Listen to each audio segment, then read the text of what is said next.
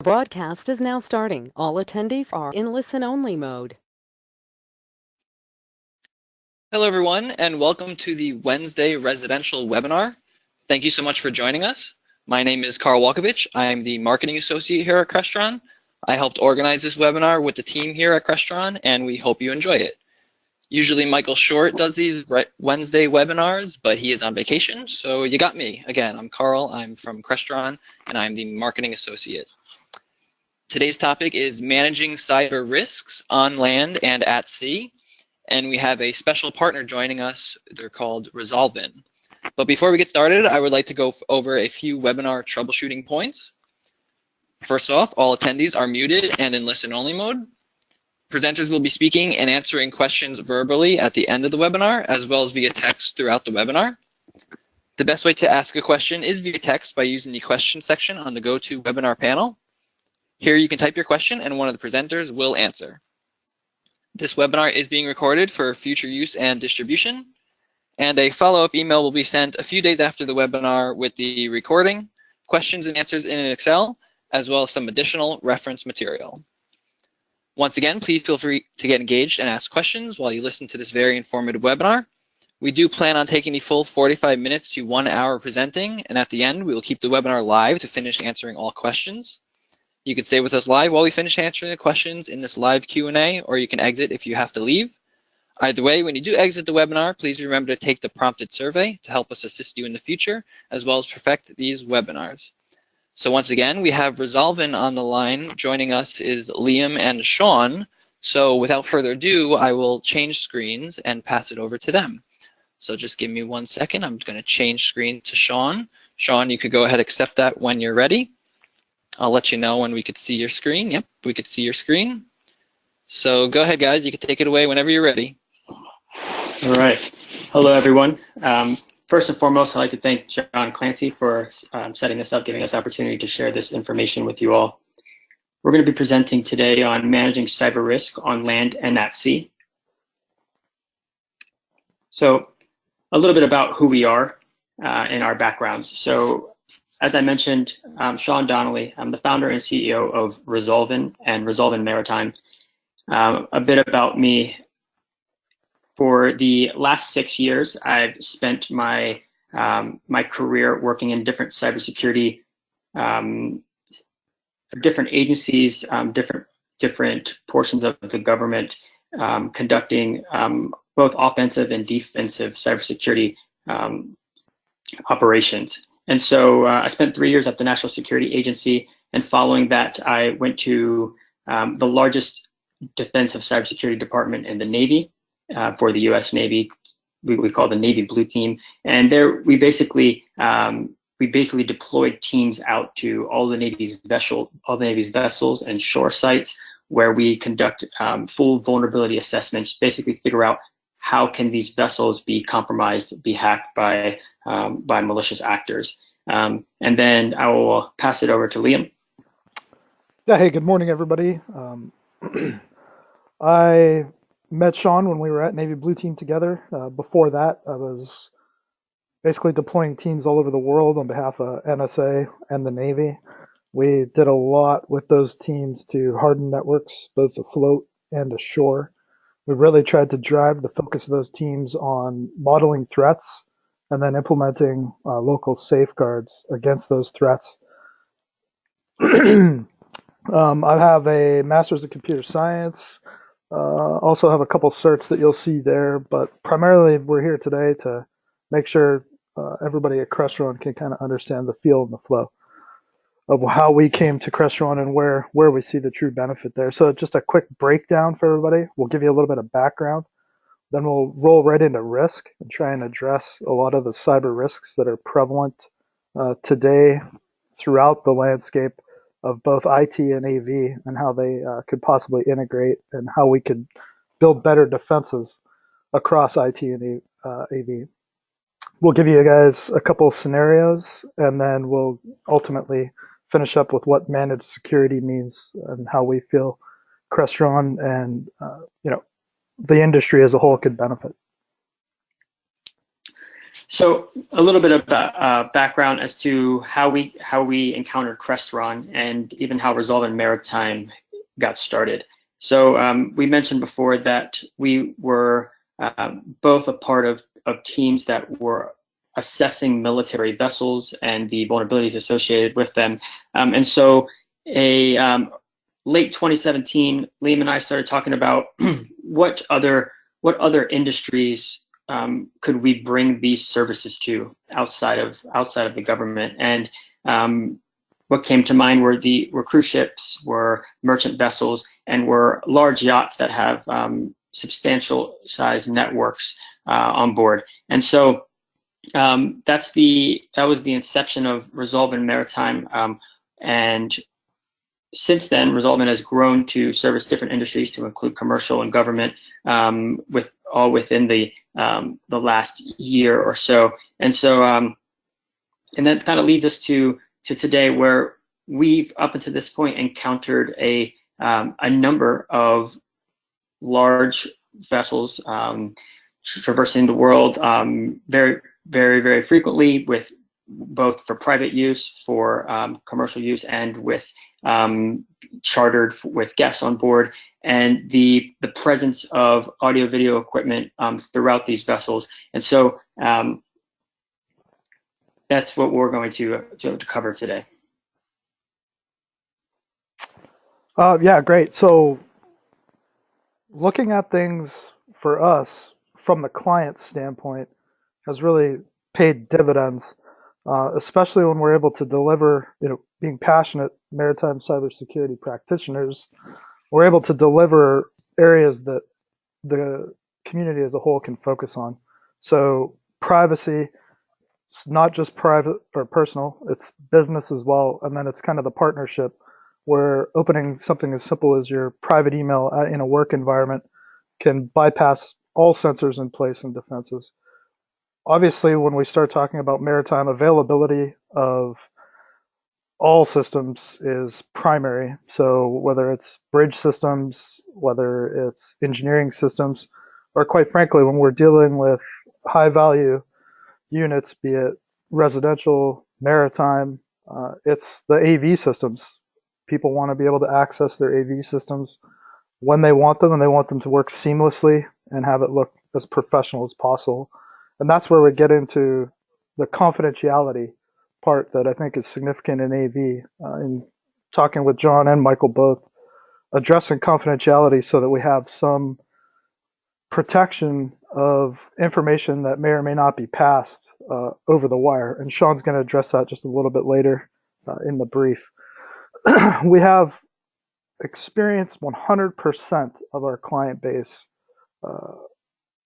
saying that they have been hacked, and they're often willing to share stories about just what that compromise cost them. And to Sean and I's amazement, several of those folks, especially in the mega yacht community, reference $100,000 losses and compromises quite frequently.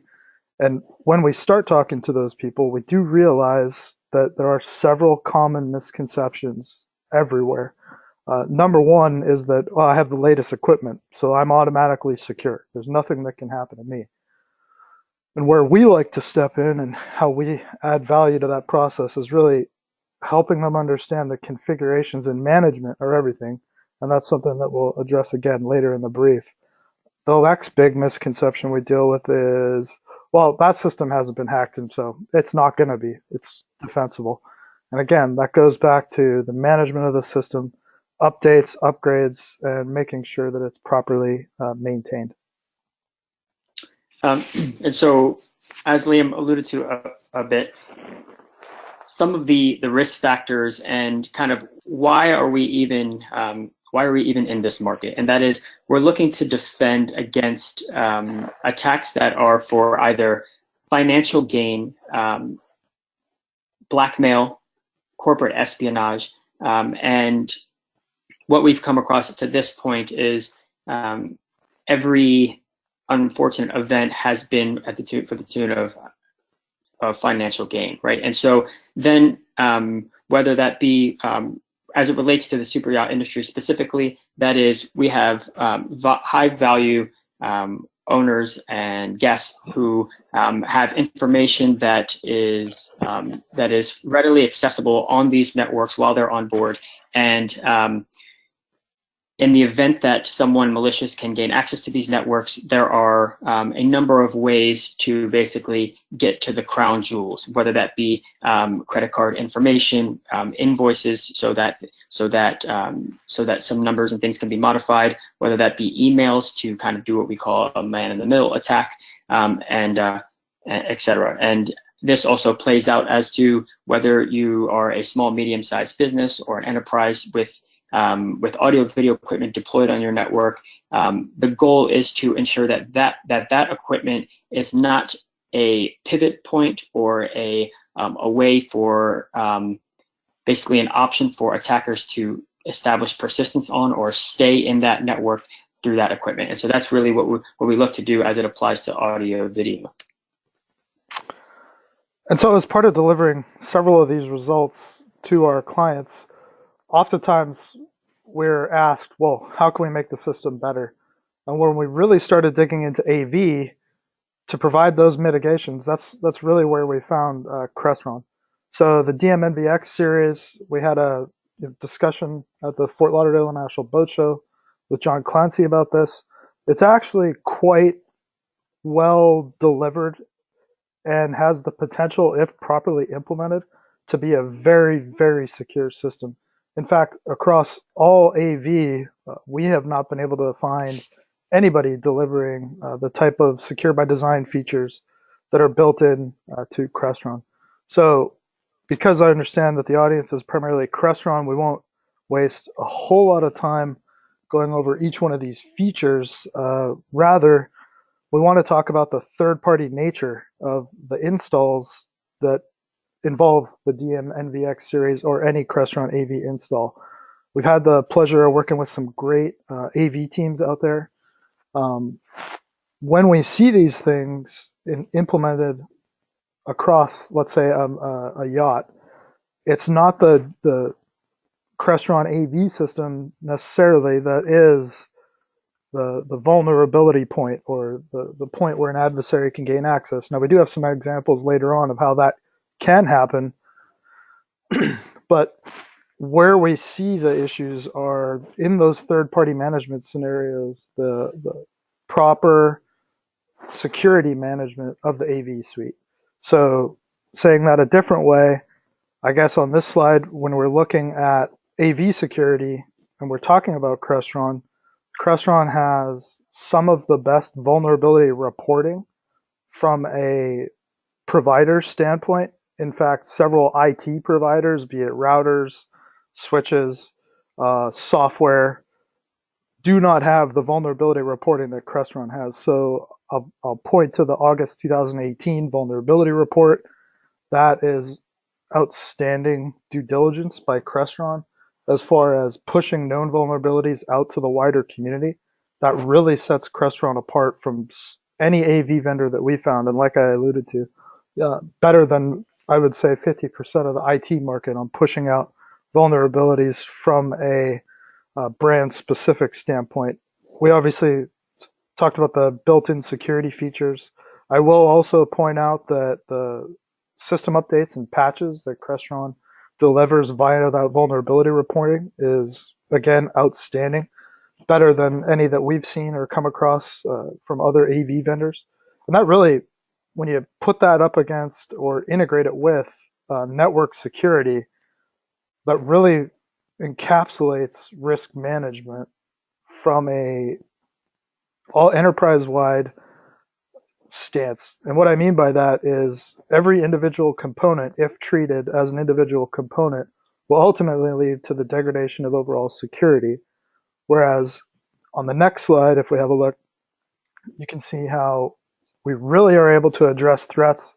And I hope everybody likes those graphics there. I worked really hard to get some interesting looking icons, but what you're going to see is integrating AV security with network security. You're able to address vulnerabilities across the entire enterprise. And on the bottom right corner there, I want to point out respond to incidents. AV, IT, it doesn't really matter. You have to assume compromise just because of how persistent the threat is today. And Sean's going to talk a lot more in depth about that in a slide or two here as we get into the scenarios. But if there is a full seamless integration, then there is the opportunity, if there is and will be a breach, where you can detect it. We can send teams, security teams that we can have in place and address several of those issues immediately before things sort of explode, right? Nobody wants to end up on the as a article on the cover of the Wall Street Journal or New York Times. Um, what we're looking to do here on the top left is, you know, build a safe boundary, a boundary where we have, and we'll talk about these processes a little later, have a managed security process in place that integrates AV, and then that we're able to respond to it as we move into a more enterprise-wide security management process. So now I'm going to talk a bit about kind of the research that we've done over the past year, and this all started with a webinar that we put together called "Mapping the Maritime Cyber Attack Surface." And basically, my goal was to bring to light how easy it was to find super yachts out in the world and glean just tons of information about them that attackers might use to compromise these networks and to make a quick dollar. And so we call these, we separate attack methods into targeted and opportunistic. Targeted might be that a yacht owner has maybe made an employee disgruntled, or there has been some bad business, or there is a competitor who's decided that they're going to steer in the malicious route and hire some third party to basically cause some degradation or take some business secrets, etc. And it sounds pretty nefarious, but these things happen. And so on the other side of that is our opportunistic types of attacks, and these are where we have computer network savvy people out in the world who are looking for low-hanging fruit, right? And these are this is when you hear about attacks regarding ransomware and botnets being built by taking over various systems, etc. These are opportunistic attacks that are basically launched at no specific target, but at the world, and just looking for a small percentage of those to be successful. As that relates to the super yacht industry, there are a couple hundred yachts out there that are roughly over the 120 feet size, and they are they're publicly visible, and that is they have global static IP addresses that are assigned to these yachts, and they are configured in a way that you can basically make connections to them and gather information about them. You can try to brute force your way into these networks, and this really comes down to the satellite providers that are providing the internet to these vessels, and kind of and so with the research that we put out last year, the goal was to show there are some widespread misconfiguration issues across the industry. It's a bit in the Stone Age when you compare it to financial or healthcare, or some of the others major enterprise industries out there. And we argue that there is a lot to protect, right? And so what I was able to do was identify hundreds of yachts out there, all of their IP space, and then basically score the satellite providers that provided service to them based off of the number of what we consider to be critical vulnerabilities public facing out on the internet. And so just to give you kind of a quick sum up, from an offensive perspective, it takes about 2 hours to find a super yacht out in the world, brute force our way into a public-facing interface, whether that be a web server that is used for a satellite modem, whether that be iDirect or other common modems, or another vector is to force our way into public-facing firewall login screens, or to the web portals that are associated with antenna control units for various satellite above deck units. And what happens is once we've gained access to a vessel, and speaking from the penetration testing part of our company, we can then move throughout the internal network and look for those devices on there that we would probably consider to have valuable information. That being an owner or a guest Android device, or an unpatched Windows laptop, for example. And how Crestron really plays into that is there are subnets, internal smaller networks within these vessel networks that are completely audio-video equipment, and pivoting to these in some scenarios is possible, where we can then basically take over a Crestron device and use that to keep a foothold on that yacht as it travels. Basically use it to continue to be able to grant us access outward. And so just finishing up on the overview of risk before we jump into the scenarios, it's absolutely vital, I think, for everybody who works in AV, IT, and the greater IP enterprise as a whole to understand, and I've kind of circled everybody in red here, but that users will always be the primary access point for any type of malicious activity. And that's simply because what are they after? They're after immediate access. They're after being able to utilize their equipment the way they wanted it, the way they bought it. And so they're going to do whatever they can to rapidly access all of their devices. And we've actually seen some fairly ingenious efforts by users to gain access to the material, or to increase the convenience right. of.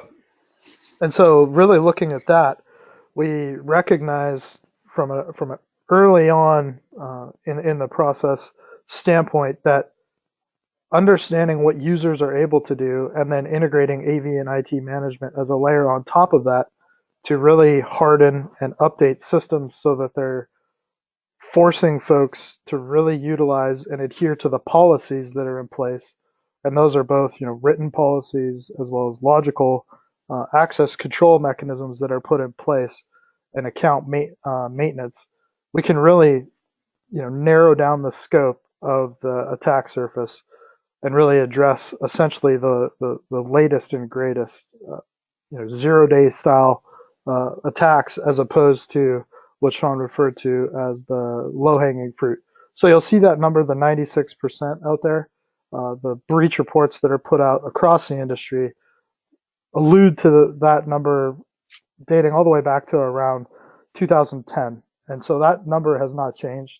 In fact, we can anticipate attacks launched against people to remain the number one threat vector across the industry, and especially when we're talking IP-based AV. So with that, we'll go right into some scenarios to help the community sort of understand essentially what's going on there. This slide is just the gateway, I'll call it, and that is simply because this is the lowest possible hanging fruit when it comes to vulnerability management.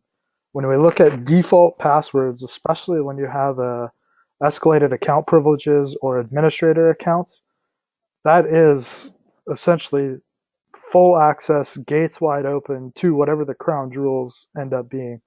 So if that's installing a listening executable inside AV to overhear what an owner is saying in a sensitive meeting, or if that's gaining full access to everybody's accounts, and I'll let Sean elaborate more on that in a few slides here, but it really is something that we've seen in every single assessment.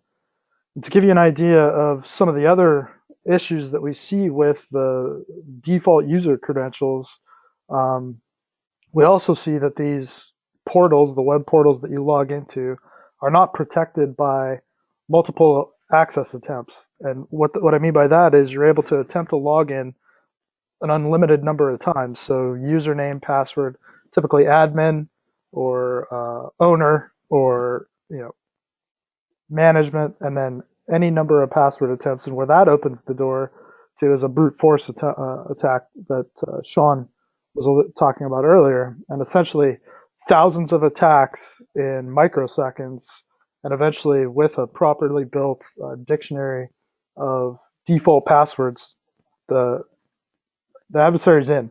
Malicious activity is going to happen. So physical access, just to address that really quick, it is an industry-wide issue, but again, everywhere we've been, with the exception of some pretty large, sensitive headquarter type environments, the cabinets are wide open and unlocked. What that allows is anybody to insert, USB, CD, anything where malware could be resident on the removable media device. And again, that allows an adversary full access to the network. Lateral movement becomes quite easy at that point. All right, I'm going to turn it over to Sean as we get into a little bit more of the advanced scenarios. Yeah, so I'm going to start off by just ensuring that we wrap in how audio video really plays a part of this, and I'm going to paint a couple pictures for you with words. And first and foremost, talking about 3 different types of scenarios, and that is one, that is a malicious actor gaining access to a network that that belongs to you. And we'll say, let's say, a super yacht network. That can be done through your what we call technical hacking, that is exploiting publicly accessible services, and that's, as I mentioned earlier, publicly exposed modems or firewalls, or various different login portals for devices on board. The second piece is going to be what we call a client-side attack, and this is where we get a lot of you will have someone on board a vessel who is, whether they be a guest or an owner or a crew member, they are navigating the internet and they have come across something, for more or less a malicious website, right? And what happens is these websites are starting to then look at the browser that the person is using. They're scanning to see, are these browsers vulnerable to anything? Have they been updated to the latest patches? And if not, what are they actually vulnerable to? And then that malicious website will then start implementing an attack against that browser to take advantage of whatever vulnerability it has. And the third piece is what Liam mentioned a couple slides earlier, and that is that 96% of attacks are going to happen through social engineering. Basically, that means that the human trust is going to be exploited, whether that's through a phishing email, whether that's some variation of phone calls or interception of traffic to do a man-in-the-middle attack. And so it's just hard to try to catch all of those. And so the way we look at a network is what we call assumed compromise, right? When we go on board or we go to a small or medium-sized business office, we go to a home that belongs to an individual that is concerned about cybersecurity. We are looking to see if someone gained access to this network, could they get to what they're looking for, right? So that's kind of the assumed compromise. You already assume that someone has gained access to the internal network, and we want to thwart the movement through there. And that's really where securing Crestron devices comes in, and audio video equipment in general. We want to make sure that those devices cannot be a pivot point for a way to reside on a network for 6 months or a year and just wait for something of value to come through, or as a way for an attacker to use a Crestron or other audio video equipment device to then leverage it to do other things, and that is to move to other systems in the network, to use it what we do port forwarding, where traffic is moved through one device and then forwarded to another device. And then so when we think about how networks are segregated within internally. And for a yacht example, we typically see anywhere between 100 and 200 connected devices. You have an entire subnet, virtual local area network that is just audio video equipment. And unfortunately, you can move, if you were to get access to a device on there, you can use that access to then move to another more valuable piece, and that being an owner's laptop or even a Crestron device in an owner's study or a master bedroom on board a yacht. And so what can you do? So some of the work that was pushed out last year, and subsequent patches and vulnerability reports were pushed out for, is some of the default settings of Crestron devices. So right here in this slide, the first one I want to mention is the default configurations for the TSW TAC X60. So whether that be the 560s, 760s, and as actually the 750s as well. And those devices, when deployed by installers, by technicians, are typically the security settings are not changed. And it's not a knock to these installers and to these technicians. It's just because really this is just not their expertise, right? They are focused on availability. They are focused on making sure that the convenience desires are met and that everything is working. So from a security standpoint, as a company, Resolvn Maritime really focuses on then coming in and while maintaining convenience, also what we call hardening this network to make it as secure as possible as well. So on these TSW 760 devices, there's some functionality that allows them to be controlled remotely, and that is one scenario here. Let's say I have a device that is in an owner's study and he conducts business while at sea.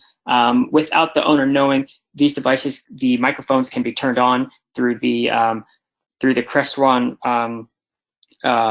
technical protocol. And then also these devices the cameras can be turned on without any indication that the cameras are on. And this is really all can be ameliorated with a security assessment so that we can point these out. Following on to that, there are just also some vulnerabilities that have been associated with these devices, and that is you can remotely gain access to these devices from elsewhere in the network. So even though your Crestron devices don't talk directly to the internet, that network may be compromised, and then someone can then remote from the guest network in that yacht all over to the audio video network, and then again control these devices. So what does that mean from a security standpoint?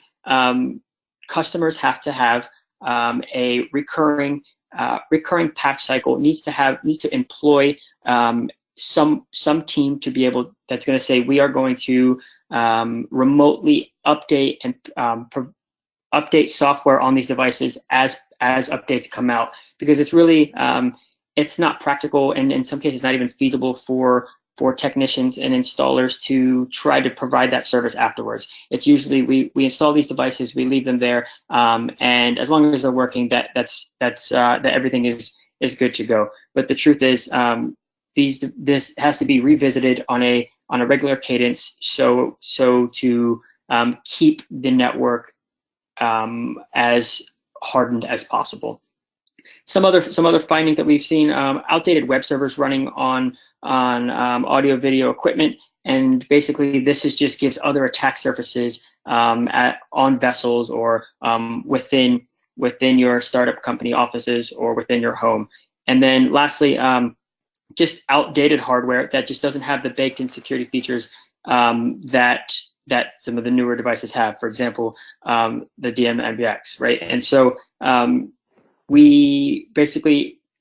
as we go on board and as we take on new clients, we're always looking to pass the information that there's a solution to this, and that is updating your hardware.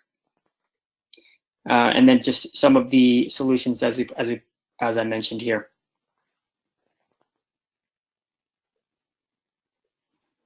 Pass it over to you, Liam. Okay, great.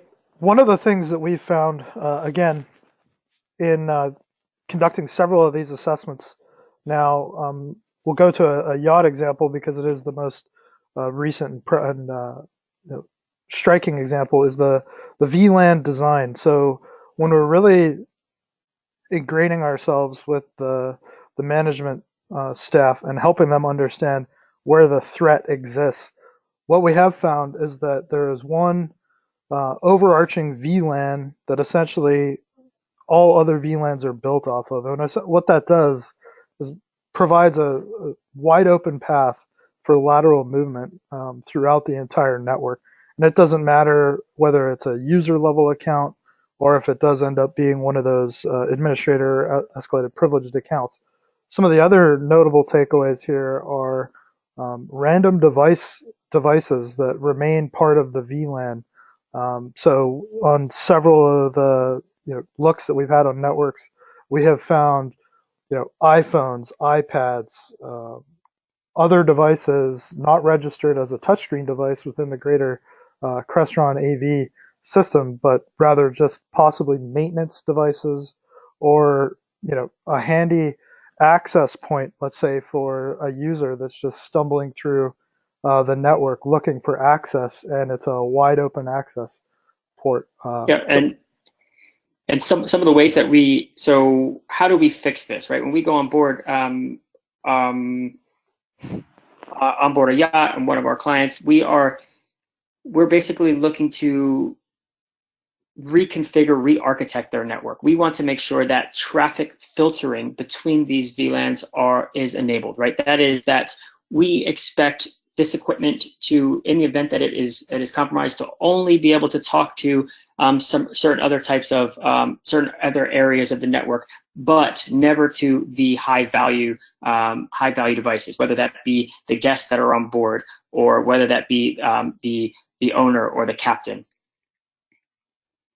And then, as I just mentioned, just implementing that logical separation between these virtual local area networks. So now I'm going to cover a little bit about what was discussed at DEF CON last year in Las Vegas. DEF CON, if you're unfamiliar, is an information security conference that has on its 26th year and has basically pulled information security professionals from all over the world to present on interesting security findings, ways to attack things, ways to defend things. And so what we're showing here on the left is just an example of how many Crestron MC3 devices are publicly accessible on the internet. So you can see about just under 5,000 here. And what does that really mean? Well, the owners of these devices, unbeknownst to them, most likely have implemented their deployment in a way that was not intended, right? So they have and they're basically now insecure. So these devices are publicly routable from the internet, and they have not been updated with the latest security firmware, and also they actually don't need to be publicly routable. I shouldn't be able to reach these devices from my home to some US-based university conference room or auditorium. And so a lot of and the reason I mentioned US-based US-based universities is that a lot of the findings for publicly routable devices, basically devices that can just be hit from anywhere and can be compromised in different ways, is that a lot of universities just have these online. So it definitely, as part of it's definitely our responsibility as security professionals that we're able to identify this, is definitely reaching out to them and offering some guidance as to how these things can be remediated. And over here to the right, we're just showing you some of the vulnerability, some of the details of vulnerability report pushed out last year, saying these versions, they are susceptible to a number of different exploit vectors, right? And that is being able to guess passwords, being able to control these devices through the CTP, the protocol used by Crestron to do different things, as I mentioned earlier, turn on microphones, turn on cameras, etc. And so, Sean, in meeting with several of our partners in the maritime industry came back to our team and asked us to dig into what we have since found out to be the cyber attack exclusion clause. And where the genesis of that is a concern from clients that despite paying high dollars or a high dollar value for insurance policy, they will not be covered from a cyber attack. And we've in fact found this to be true. So the age-old notion, I have insurance, I'm good to go, no longer is true, and especially is not true in cybersecurity, and especially from a managed security standpoint. When we start talking about what a customer will be liable for, right? Or excuse me, what an installer or what a third party vendor might be responsible for if not properly configured, the insurance and the liability potential to shift blame has been essentially blown wide open with the CL 380. I'm not going to read the entire thing to everybody, but extrapolate from that the notion that if you are attacked, if there is data exfiltration against any kind of sensitive data, if there is any sort of loss, breach in any way as a result of a cyber attack, the insurance company excludes itself from coverage or payout for whatever the customer or client deems as their level of damage.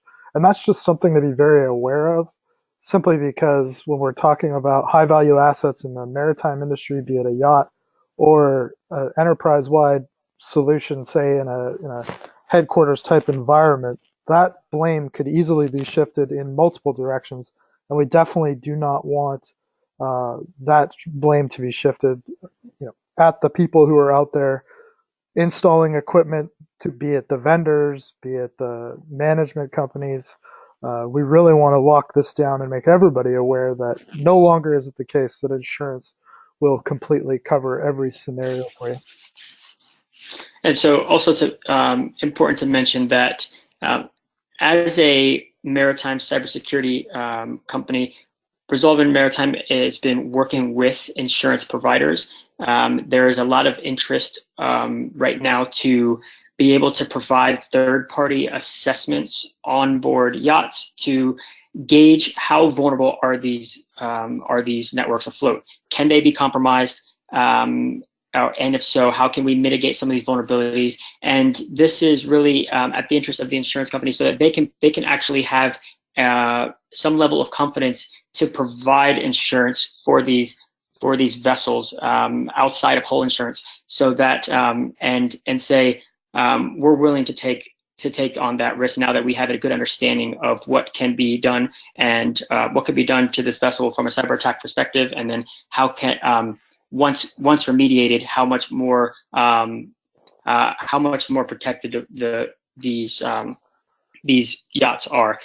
Following that, also it's important to mention that the maritime industry is full of service companies, product companies that are still heavily connected, right? So we have we mentioned earlier, we have satellite internet service providers. They have terrestrial sites around the world that are used as teleports or as network operation centers to be able to push their traffic out, or basically push internet traffic through satellites out to vessels. We also have yacht management companies. We have companies that are heavily involved with installing electronic equipment, et cetera, that have data that is very valuable and that belongs or in some way relates to that yacht. So securing these networks is just as important, if not more important, moving forward. And so to give you everybody just an idea of some of the various things we've been referring to throughout this webinar, we're going to just cover our process.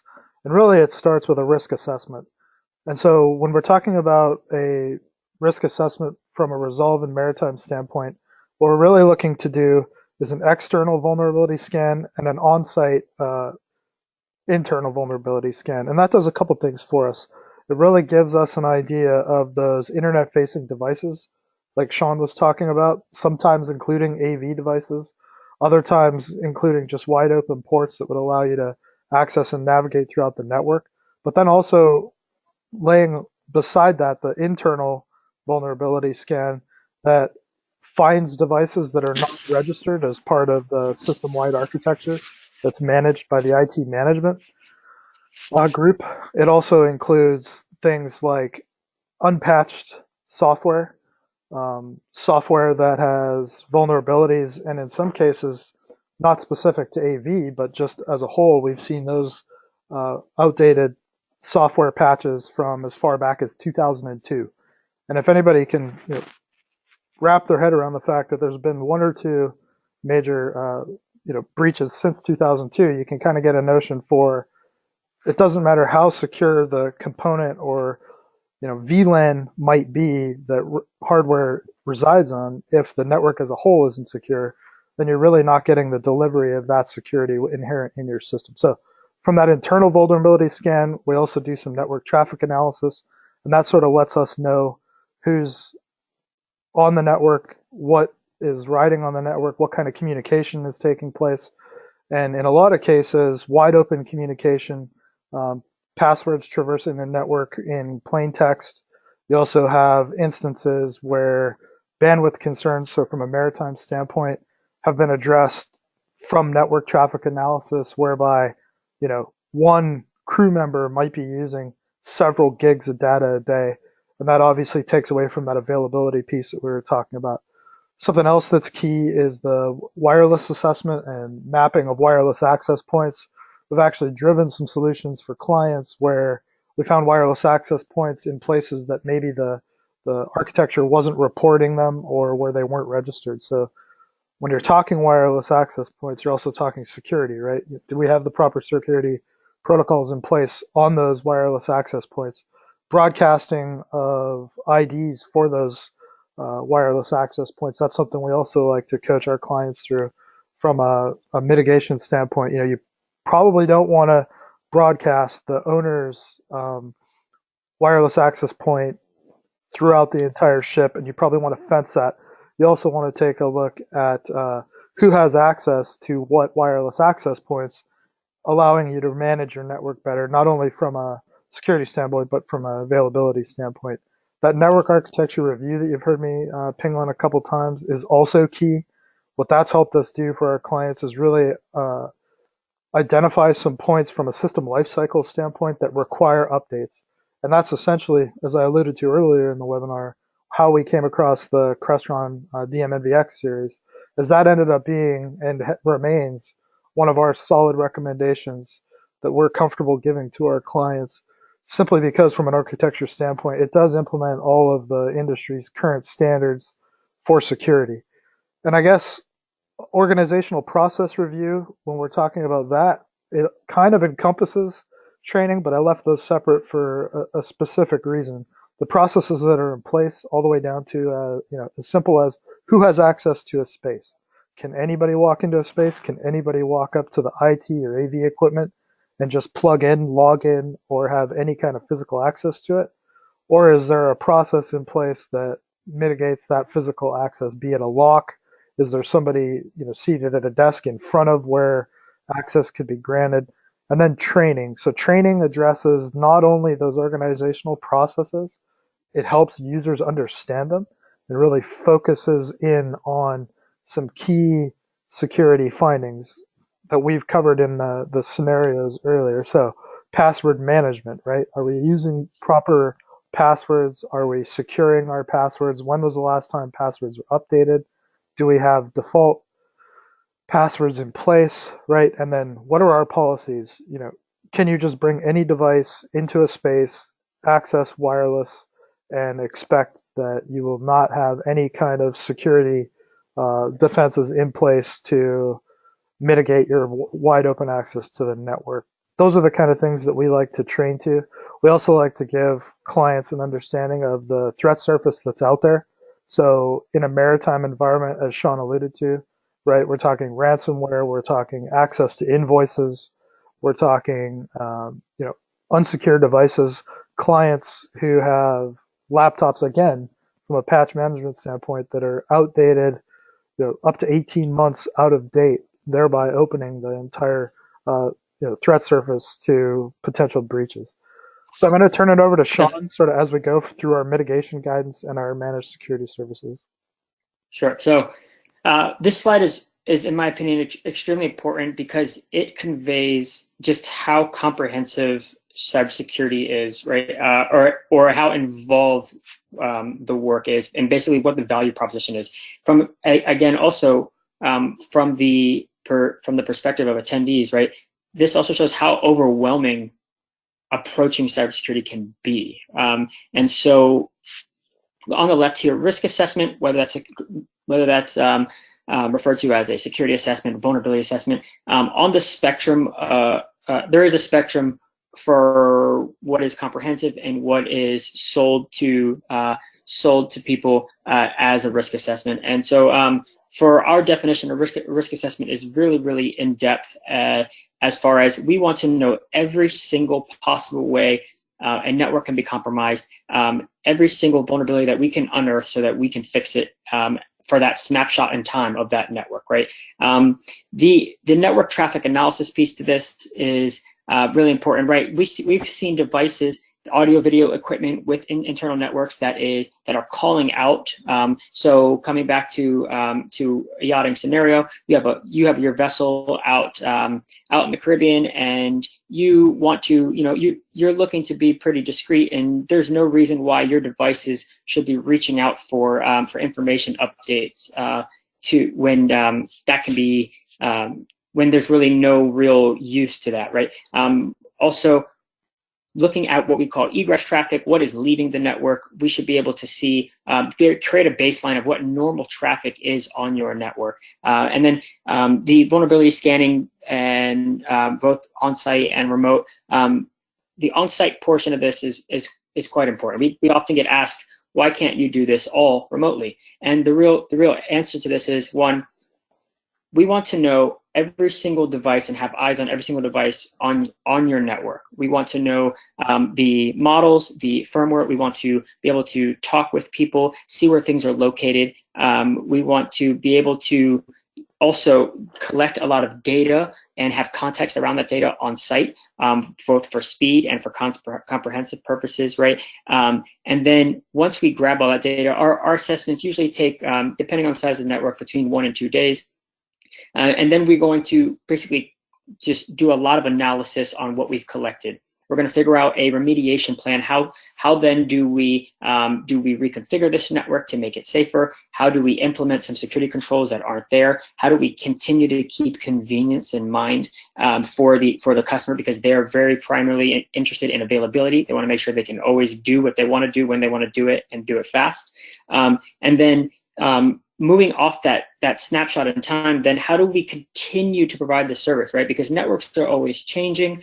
New attack vectors are coming out, both for audio video equipment, for standard network devices, layer 3 and layer 2 devices, for your satellite equipment. There are people trying to find ways to break in across the board, right? And so that's where managed services comes in. That is, how can we provide our customers an avenue to say they want all this done, but they don't have the manpower, they don't have the expertise to actually do this. So we look to take that off the plate, where we act as a managed security service provider, where we are on a monthly basis remoting into these networks securely. We are basically doing what we've done on site initially at a lesser extent remotely. We are looking for new vulnerabilities. We are actually then patching software remotely. We are reviewing logs of really expensive devices that just never actually get looked at on board, that are collecting a lot of good data that could tell us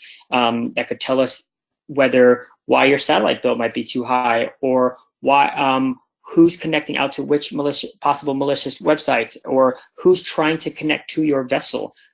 These are all things that we're looking to pick out interesting activity and investigate it, right? And then that also lends into what sometimes is incident response for us, where we think that we either get a phone call or we've unearthed this information on our own. We're say we think this vessel may be compromised, or we think this business unit may be compromised, and we're going to dig in and figure out, one, how can we fix that? How can we pull the malicious whether that's artifacts, or get the attacker off the network and quarantine the network, and then also how can we protect, how can we patch and protect for the future? And so just kind of an idea of managed security services.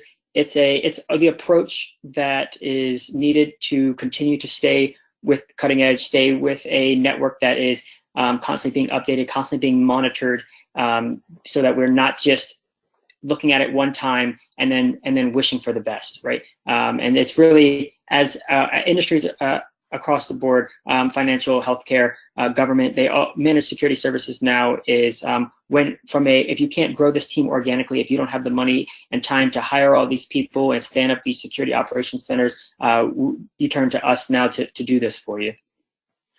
And so Sean just alluded to it, and I'm not going to spend a lot of time on this just so that we can get through the last couple slides. But incident response is key, and we feel there's a lot of value to add. Integrating Crestron from the vulnerability management bulletin that they put out to their systems patches, that's all part of the preparation stage for an incident. We know there is going to be an incident. It's just how prepared can we be for that incident, and that involves customers, that involves any kind of vendor, and integrating them into an incident response plan. So we'll go to the next slide. And I think this is probably where the most value is from an overall standpoint, is the recommended strategy, right?